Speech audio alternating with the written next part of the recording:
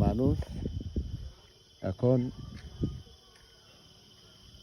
এত খারাপ হয়ে গেছে, শুধু দেখবেন নিজে কিভাবে সুখ করব, নিজে কীভাবে অ্যাশ করব, নিজে কিভাবে ভালো থাকব, নিজে কিভাবে ভালো খাবো, নিজে কিভাবে ভালো জামা প্যান্ট পরবো, নিজে কিভাবে ভালোভাবে ঘুরতে যাব কোথাও।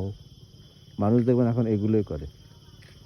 কিন্তু আজকের ডেটে মানুষ কেউ কারো জন্য ভাবে না, এটা করা উচিত না। একদিন দেখবেন আপনি যখন বয়স হয়ে যাবে আপনার, তখন আপনাকে খুব দরকার পড়বে, মানুষকেই দরকার পড়বে, মানুষ মানুষকেই দরকার পড়ে।